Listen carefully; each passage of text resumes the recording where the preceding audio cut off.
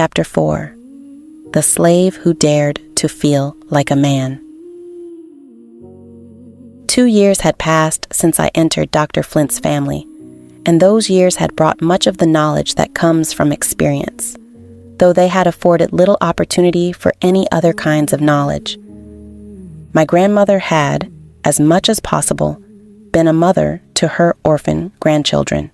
By perseverance and unwearied industry, she was now mistress of a snug little home, surrounded with the necessaries of life. She would have been happy could her children have shared them with her. There remained but 3 children and 2 grandchildren, all slaves. Most earnestly did she strive to make us feel that it was the will of God, that He had seen fit to place us under such circumstances. And though it seemed hard, we ought to pray for contentment. It was a beautiful faith, coming from a mother who could not call her children her own. But I and Benjamin, her youngest boy, condemned it. We reasoned that it was much more the will of God that we should be situated as she was. We longed for a home like hers. There we always found sweet balsam for our troubles. She was so loving, so sympathizing. She always met us with a smile and listened with patience to all our sorrows. She spoke so hopefully that unconsciously the clouds gave place to sunshine. There was a grand big oven there too, that baked bread and nice things for the town, and we knew there was always a choice bit in store for us. But, alas, even the charms of the old oven failed to reconcile us to our hard lot. Benjamin was now a tall, handsome lad, strongly and gracefully made, and with a spirit too bold and daring for a slave. My brother William, now 12 years old, had the same aversion to the word master that he had when he was an urchin of 7 years. I was his confidant. He came to me with all his troubles. I remember one instance in particular. It was on a lovely spring morning, and when I marked the sunlight dancing here and there, its beauty seemed to mock my sadness. For my master, whose restless, craving, vicious nature roved about day and night, seeking whom to devour, had just left me with stinging, scorching words that scathed ear and brain like fire. Oh, how I despised him! I thought how glad I should be if someday when he walked the earth, it would open and swallow him up and disencumber the world of a plague. When he told me that I was made for his use, made to obey his command in everything, that I was nothing but a slave, whose will must and should surrender to his, never before had my puny arm felt half so strong. So deeply was I absorbed in painful reflections afterwards that I neither saw nor heard the entrance of anyone, till the voice of William sounded close beside me. "Linda," said he, "what makes you look so sad? I love you." "Oh, Linda, isn't this a bad world? Everybody seems so cross and unhappy. I wish I had died when poor father did." I told him that everybody was not cross or unhappy, that those who had pleasant homes and kind friends and who were not afraid to love them were happy, but we, who were slave children without father or mother, could not expect to be happy. We must be good. Perhaps that would bring us contentment. "Yes," he said, "I try to be good, but what's the use? They are all the time troubling me."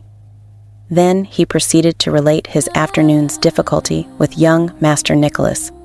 It seemed that the brother of Master Nicholas had pleased himself with making up stories about William. Master Nicholas said he should be flogged, and he would do it. Whereupon he went to work. But William fought bravely, and the young master, finding he was getting the better of him, undertook to tie his hands behind him. He failed in that likewise. By dint of kicking and fisting, William came out of the skirmish none the worse for a few scratches.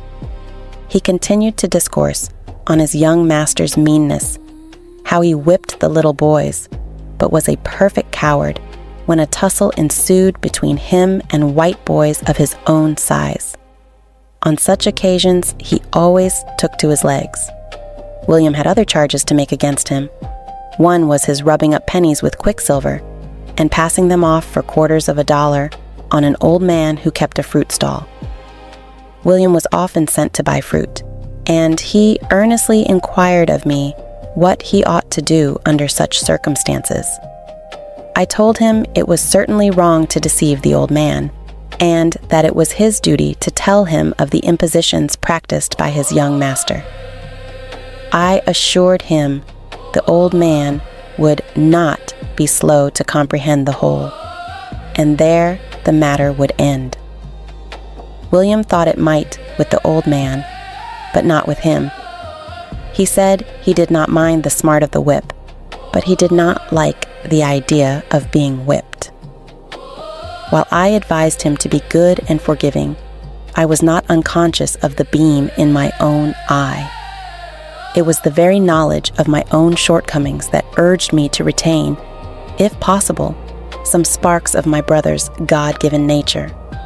I had not lived 14 years in slavery for nothing. I had felt, seen, and heard enough to read the characters and question the motives of those around me. The war of my life had begun, and though one of God's most powerless creatures, I resolved never to be conquered. Alas, for me, if there was one pure, sunny spot for me, I believed it to be in Benjamin's heart, and in another's, whom I loved with all the ardor of a girl's first love. My owner knew of it, and sought in every way to render me miserable.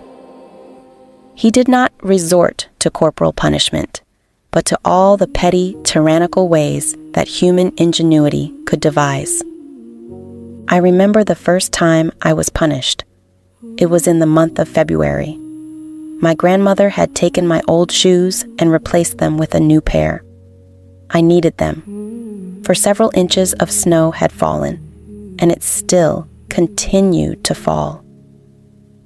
When I walked through Mrs. Flint's room, their creaking grated harshly on her refined nerves. She called me to her and asked what I had about me that made such a horrid noise. I told her it was my new shoes. "Take them off," said she, "and if you put them on again, I'll throw them into the fire." I took them off, and my stockings also. She then sent me a long distance on an errand. As I went through the snow, my bare feet tingled. That night I was very hoarse, and I went to bed thinking the next day would find me sick, perhaps dead. What was my grief on waking to find myself quite well. I had imagined if I died, or was laid up for some time, that my mistress would feel a twinge of remorse that she had so hated the little imp, as she styled me. It was my ignorance of that mistress that gave rise to such extravagant imaginings. Dr. Flint occasionally had high prices offered for me, but he always said, "She don't belong to me. She is my daughter's property, and I have no right to sell her." Good, honest man. My young mistress was still a child, and I could look for no protection from her. I loved her, and she returned my affection. I once heard her father allude to her attachment to me, and his wife promptly replied that it proceeded from fear. This put unpleasant doubts into my mind. Did the child feign what she did not feel? Or was her mother jealous of the mite of love she bestowed on me? I concluded it must be the latter. I said to myself, surely little children are true. One afternoon, I sat at my sewing, feeling unusual depression of spirits. My mistress had been accusing me of an offense, of which I assured her I was perfectly innocent, but I saw, by the contemptuous curl of her lip, that she believed I was telling a lie. I wondered for what wise purpose God was leading me through such thorny paths, and whether still darker days were in store for me. As I sat musing thus, the door opened softly, and William came in. "Well, brother," said I, "what is the matter this time?" "Oh, Linda, Ben and his master have had a dreadful time," said he. My first thought was that Benjamin was killed. "Don't be frightened, Linda," said William. "I will tell you all about it." It appeared that Benjamin's master had sent for him, and he did not immediately obey the summons. When he did, his master was angry and began to whip him. He resisted. Master and slave fought, and finally the master was thrown. Benjamin had cause to tremble, for he had thrown to the ground his master, one of the richest men in town. I anxiously awaited the result. That night I stole to my grandmother's house, and Benjamin also stole thither from his master's. My grandmother had gone to spend a day or two with an old friend living in the country. "I have come," said Benjamin, "to tell you goodbye. I am going away." I inquired, "Where?" "To the north," he replied. I looked at him to see whether he was in earnest. I saw it all in his firm, set mouth. I implored him not to go, but he paid no heed to my words. He said he was no longer a boy, and every day made his yoke more galling. He had raised his hand against his master, and was to be publicly whipped for the offense. I reminded him of the poverty and hardships he must encounter among strangers. I told him he might be caught and brought back, and that was terrible to think of. He grew vexed and asked if poverty and hardships with freedom were not preferable to our treatment in slavery. "Linda," he continued, "we are dogs here, footballs, cattle, everything that's mean. No, I will not stay. Let them bring me back. We don't die but once." He was right, but it was hard to give him up. "Go," said I, "and break your mother's heart." I repented of my words ere they were out. "Linda," said he, speaking as I had not heard him speak that evening, "how could you say that? Poor mother. Be kind to her, Linda, and you too, Cousin Fanny." Cousin Fanny was a friend who had lived some years with us. Farewells were exchanged, and the bright, kind boy, endeared to us by so many acts of love, vanished from our sight. It is not necessary to state how he made his escape. Suffice it to say, he was on his way to New York when a violent storm overtook the vessel. The captain said he must put into the nearest port. This alarmed Benjamin, who was aware that he would be advertised in every port near his own town. His embarrassment was noticed by the captain. To port they went. There the advertisement met the captain's eye. Benjamin so exactly answered its description that the captain laid hold on him and bound him in chains. The storm passed, and they proceeded to New York. Before reaching that port, Benjamin managed to get off his chains and throw them overboard. He escaped from the vessel, but was pursued, captured, and carried back to his master. When my grandmother returned home and found her youngest child had fled, great was her sorrow. But, with characteristic piety, she said, "God's will be done." Each morning she inquired if any news had been heard from her boy. Yes, news was heard. The master was rejoicing over a letter announcing the capture of his human chattel. That day seems but as yesterday. So well do I remember it. I saw him led through the streets in chains to jail. His face was ghastly pale, yet full of determination. He had begged one of the sailors to go to his mother's house and ask her not to meet him. He said the sight of her distress would take from him all self-control. She yearned to see him, and she went, but she screened herself in the crowd, that it might be as her child had said. We were not allowed to visit him, but we had known the jailer for years, and he was a kind-hearted man. At midnight, he opened the jail door for my grandmother and myself to enter, in disguise. When we entered the cell, not a sound broke the stillness. "Benjamin, Benjamin," whispered my grandmother. No answer. "Benjamin," she again faltered. There was a jingle of chains. The moon had just risen and cast an uncertain light through the bars of the window. We knelt down and took Benjamin's cold hands in ours. We did not speak. Sobs were heard, and Benjamin's lips were unsealed, for his mother was weeping on his neck. How vividly does memory bring back that sad night. Mother and son talked together.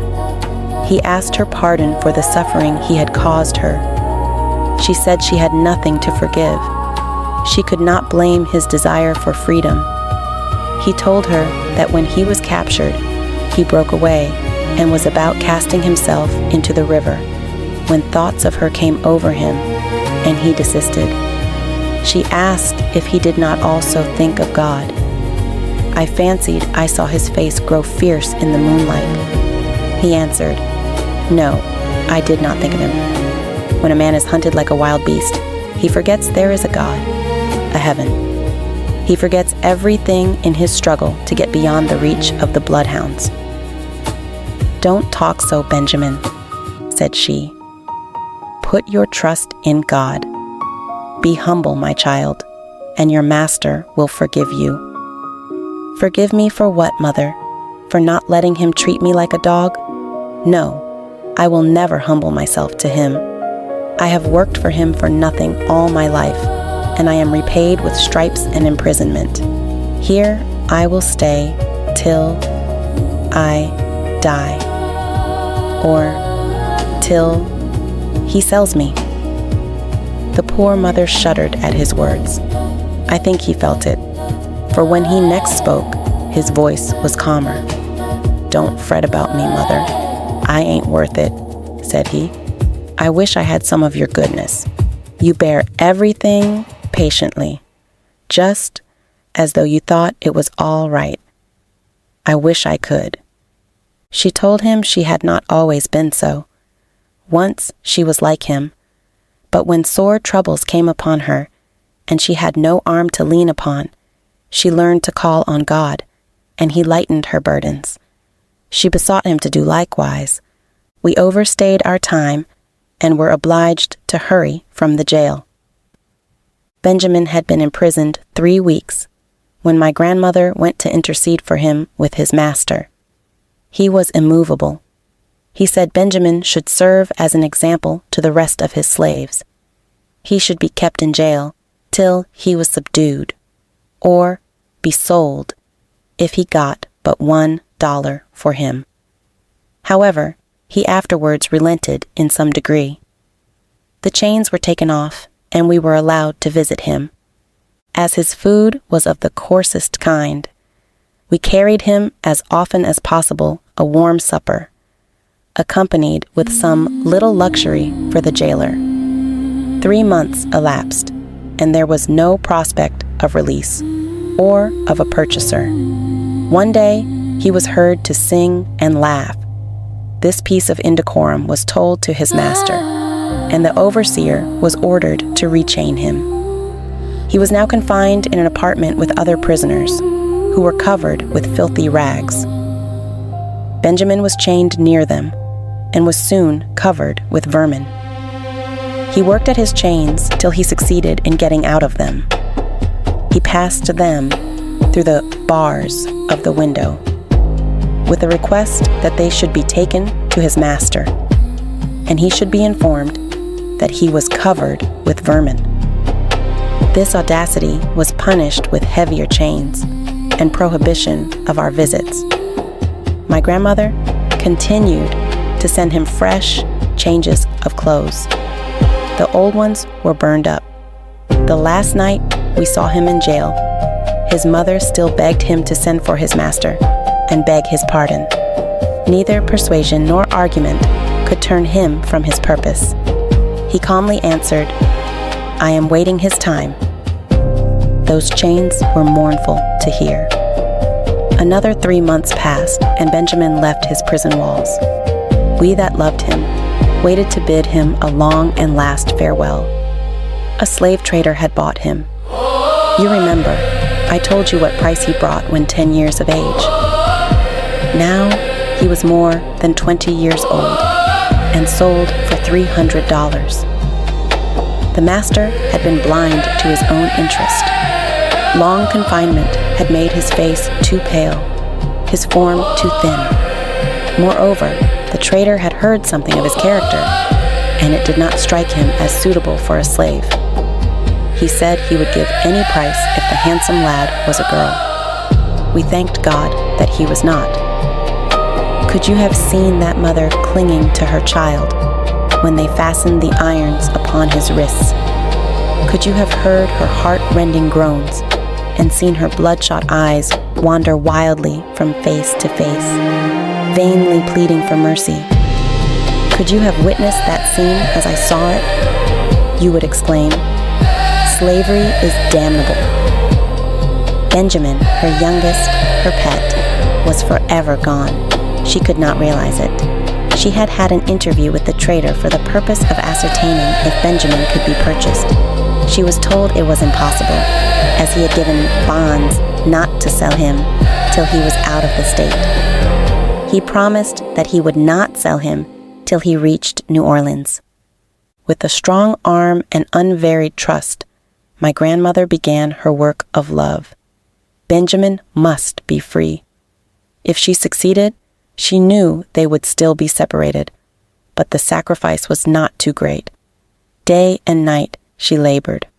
The trader's price would treble that he gave, but she was not discouraged. She employed a lawyer to write to a gentleman whom she knew in New Orleans. She begged him to interest himself for Benjamin, and he willingly favored her request. When he saw Benjamin and stated his business, he thanked him, but said he preferred to wait a while before making the trader an offer. He knew he had tried to obtain a high price for him and had invariably failed. This encouraged him to make another effort for freedom. So, one morning, long before day, Benjamin was missing. He was riding over the blue billows, bound for Baltimore. For once, his white face did him a kindly service. They had no suspicion that it belonged to a slave. Otherwise, the law would have been followed out to the letter, and the thing rendered back to slavery. The brightest skies are often overshadowed by the darkest clouds. Benjamin was taken sick and compelled to remain in Baltimore 3 weeks. His strength was slow in returning, and his desire to continue his journey seemed to retard his recovery. How could he get strength without air and exercise? He resolved to venture on a short walk. A by-street was selected, where he thought himself secure of not being met by anyone that knew him. But a voice called out, "Hello, Ben, my boy. What are you doing here?" His first impulse was to run, but his legs trembled so that he could not stir. He turned to confront his antagonist, and behold, there stood his old master's next-door neighbor. He thought it was all over with him now, but it proved otherwise. That man was a miracle. He possessed a goodly number of slaves, and yet was not quite deaf to that mystic clock, whose ticking is rarely heard in the slaveholder's breast. "Ben, you are sick," said he. "Why, you look like a ghost. I guess I gave you something of a start. Never mind, Ben, I am not going to touch you. You had a pretty tough time of it, and you may go on your way rejoicing, for all me. But I would advise you to get out of this place plaguey quick. for there are several gentlemen here from our town." He described the nearest and safest route to New York and added, "I shall be glad to tell your mother I have seen you. Goodbye, Ben." Benjamin turned away, filled with gratitude and surprised that the town he hated contained such a gem worthy of a purer setting. This gentleman was a northerner by birth and had married a southern lady. On his return, he told my grandmother that he had seen her son and of the service he had rendered him. Benjamin reached New York safely and concluded to stop there until he had gained strength enough to proceed further. It happened that my grandmother's only remaining son had sailed for the same city on business for his mistress. Through God's providence, the brothers met. You may be sure it was a happy meeting. "Oh, Phil," exclaimed Benjamin, "I am here at last."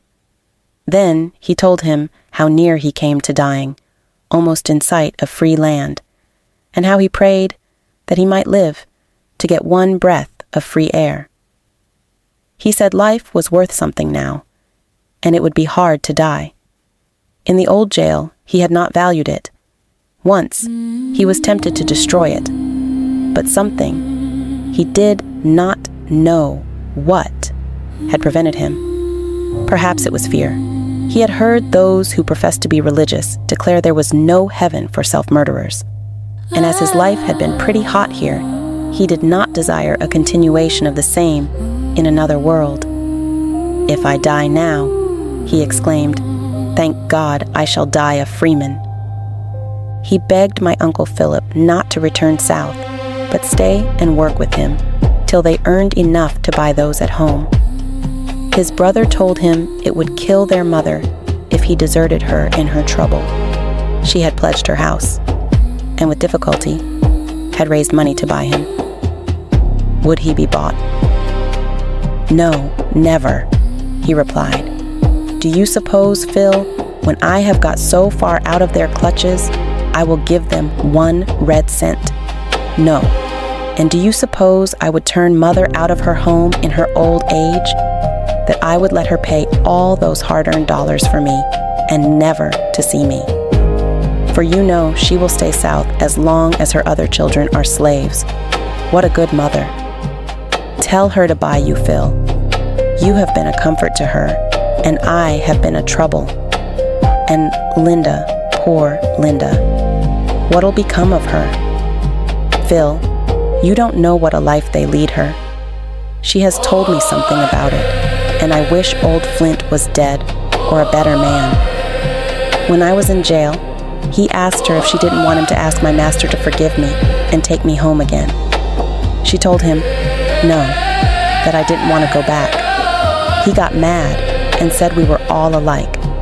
I never despised my own master half as much as I do that man.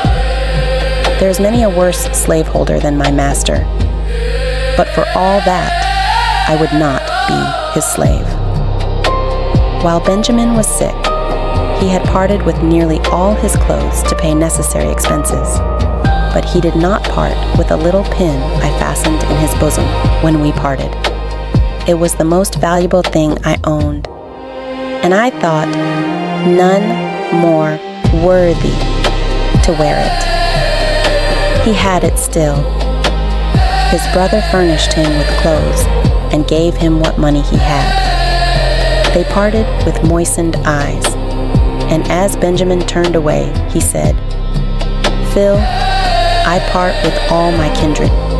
And so it proved. We never heard from him again.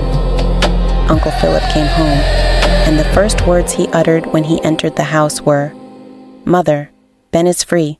I have seen him in New York. She stood looking at him with a bewildered air. Mother, don't you believe it? He said, laying his hand softly upon her shoulder.